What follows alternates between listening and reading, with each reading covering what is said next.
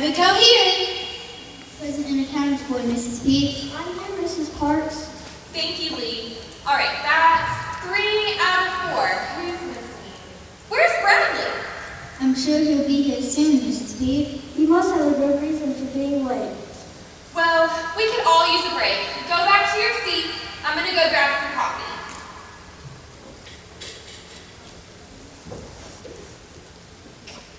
Hey, guys. Hey, Brad, you are seriously tardy. He's coming for you, Brad. We told Mrs. Parks you had a good reason for being late. So what exactly is your reason, Bradley? I was opening presents. My grandma just got to town. Oh yeah, Grandma's always bring the best presents. Well, she told me that she brought something that I've been waiting for all year. But I've got to wait till I get home to figure out. So can we hurry this up? I've got more important stuff to do. Now that's the real Christmas spirit. Waiting a long time for great gifts sounds like the story we're trying to tell here. Why can't we just go over the next part while we're waiting for Mrs. P to come back? Great idea, Alex. Come on, everyone. We can be out of here in no time. There are shepherds living out in the fields nearby keeping watch over the flocks tonight. An angel of the Lord appeared to them, and glory of the Lord shone around them. Hold it! I was just trying to speed things up a little. We worked a long time writing this, and we shouldn't have to rush through it just because you want to rush home and open up a present. Abigail is right. It's okay to get excited about a gift, but we spent a lot of time writing the script. It's about the most important gift anyone will ever get for Christmas. Yeah, remember the reason for the season? Sorry. And there are shepherds living out in the fields nearby keeping watch over the flocks tonight. An angel of the Lord appeared to them, and glory of the Lord shone around them, and they were terrified. But the angel said to them, "Today in the town of David, a Savior has been born to you. He is Christ the Lord. This will be a sign to you. You will find a baby wrapped in cloths and lying in a manger." Suddenly, a great company of the heavenly host appeared with the angel, praising God and saying, "Glory to God in the highest heaven, and on earth peace to those whom his favor rests." Angels we have heard on high, sweetly singing o'er the plains, and the mountains inly cry, echoing their joyous strains.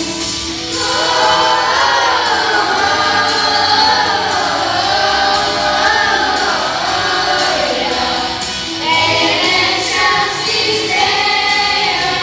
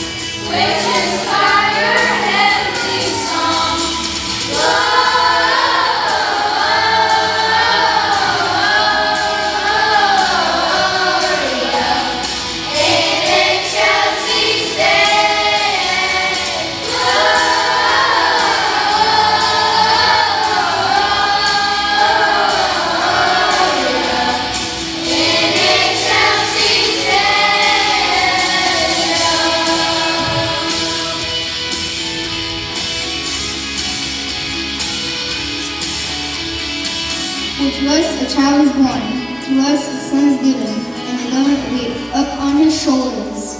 And he will be called Wonderful Counselor, Mighty God, Everlasting Father, Prince of Peace. And of the increase of his government and peace there will be no end. He will reign on David's throne and over his kingdom, and establishing it and upholding it with justice and righteousness from that time on until forever. Isaiah 9:6-7.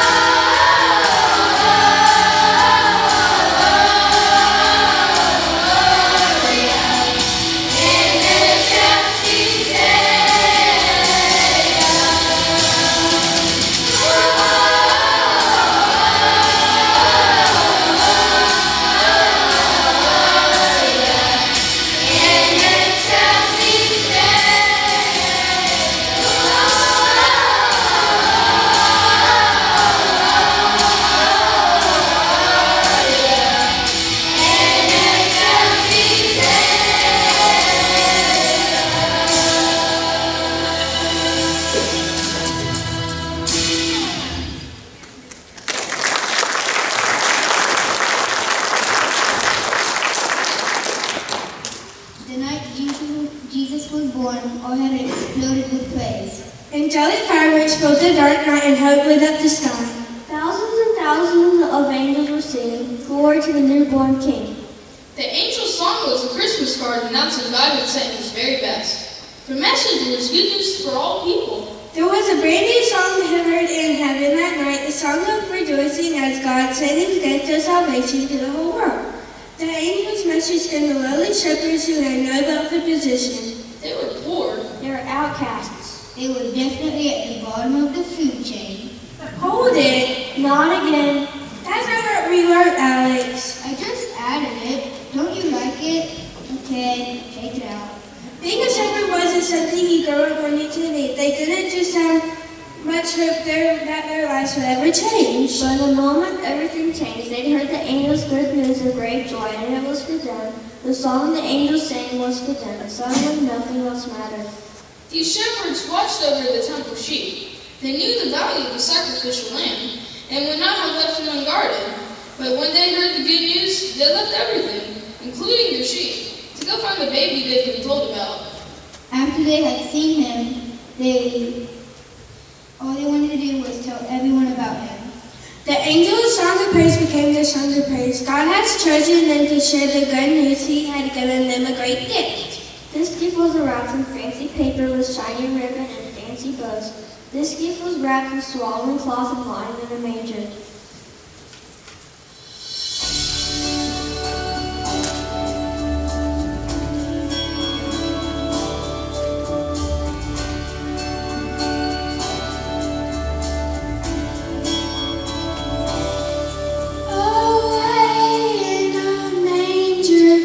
The crib for a bed, the little Lord Jesus laid down his sweet head. The stars in the sky looked down where he lay. The little Lord Jesus asleep on the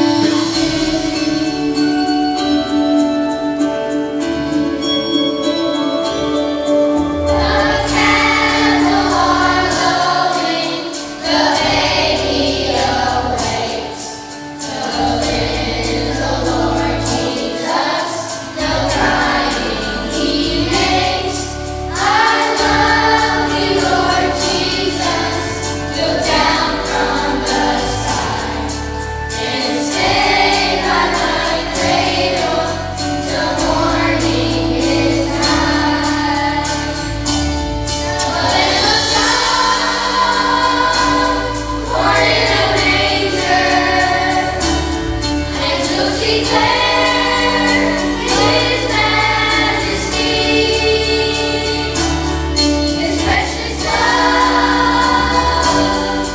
freely given.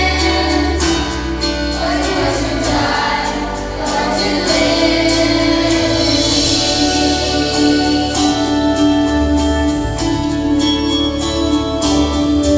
Hear me, Lord Jesus, I ask thee to stay. Guide me forever and love me, I pray. Bless all the dear children and thy tender care, and take us to heaven to live with thee there. O Lamb of God, born in a manger, I will declare your majesty. Your precious love was freely given. Born in my heart, forever living. O Lamb of God, born in a manger, I will declare your majesty. Your precious love, so freely given. You're in my heart, forever living.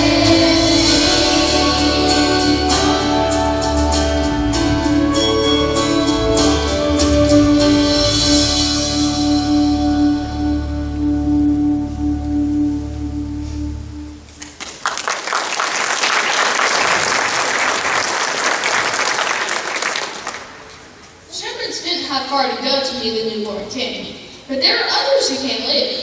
They had traveled a long way to find the Messiah. These men were wealthy scholars called Magi. They had read the prophecies and knew from the stars a Messiah had been born. They had waited a long time for this baby. They knew that he was the King of all kings. The Magi came in a mighty caravan with hundreds, maybe thousands of soldiers and servants. They brought valuable gold, frankincense, and myrrh to give him. They entered the small house ready to offer their treasures, but in that moment, in his presence, all they could do was fall down and worship and offer him their hearts. The Magi returned to their home differently than the way they'd come. Just like the shepherds, they met Jesus and would never be the same again. You might wait a long time for a gift, but then it's not the right color or it doesn't fit. Or maybe it's not even what you wanted. But our Father always knows what's right. God's gift to us isn't a gift you can see with your eyes. Jeremiah 29:13 says, if you seek him, you will find him when you seek him with all your heart. Long ago, God sent the most precious gift he could ever give through his Son. He gave a promise on that night he was born. He kept that promise on the cross. Jesus is God's word that he will never leave us. He is always with us. He is our Emmanuel. Long before the birth of Christ, God spoke through the prophet Isaiah and said the virgin will be with child and give birth to a son. They will call him Emmanuel, which means God with us. And God's word is always true. The word became flesh and made his dwelling among us.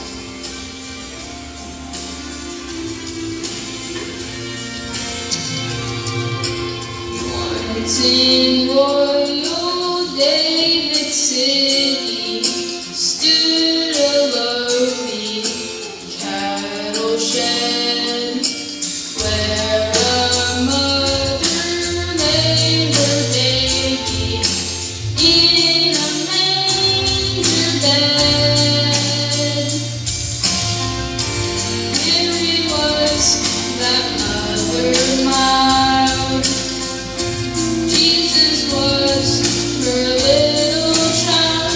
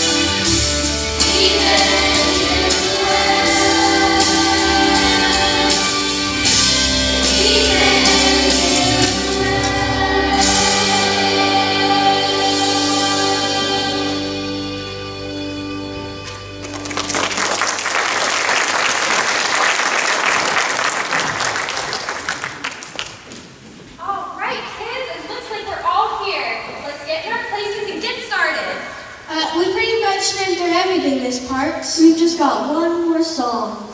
I'm sorry, Mrs. P. I was kind of in a hurry to get home. I heard why you were late. Were you in a hurry to open gifts? I guess I was, but I realized now I forgot about the best gift of Christmas. One I can't see. I was looking at all the shiny bows and fancy ribbons I forgot to look with my heart. Tonight help me remember. Gifts are part of Christmas, and we all make our Christmas list. But God has his own Christmas list, and your name is on it. Isaiah 49:16 tells us that your name is written in the palm of his hand even before time began. He loves you, and the very best gift that you can give back to him is by living your life just for him. All right, guys, are you ready to start the final song? Yeah! Let's get in our places. Lord, we love telling the story of how you sent Jesus to us. And every time you tell it, you remind us what the season is all about. This message we want to be like the angels and sing your praise. We want to be like the shepherd and share the good news of the birth, of the son. We want to be like the wise men and seek you with all our hearts. And we want to give you all our praise and give you the best gift there is. It's for your glory that we sing this Christmas, Jesus, for the glory of the King.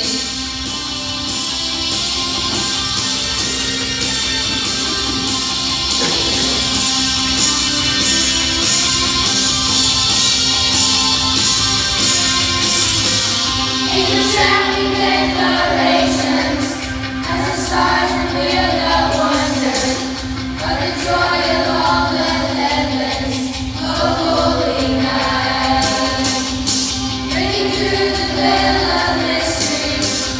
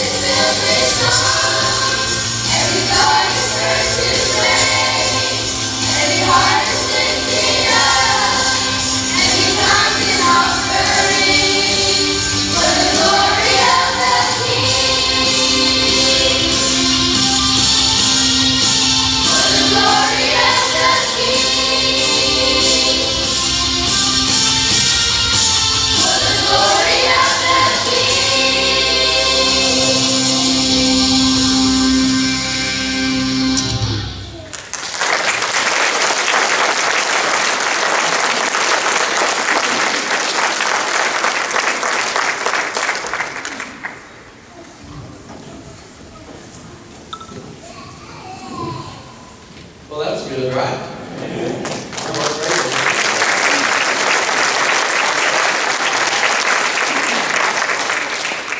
But we've been reminded of the Christmas story. I mean, going all the way back to Old Testament prophecies and thinking about like prophets Isaiah and others and what they said about Christmas and prophesying about a Messiah. And then the kids reminded us of the birth and even reminded us of looking not only with eyes toward physical presence, but looking with the heart towards the spiritual. And I've appreciated the music. Would you join me in thanking, too, our leaders here for the kids, Beth Smith and Anna Stevens? Would you do that?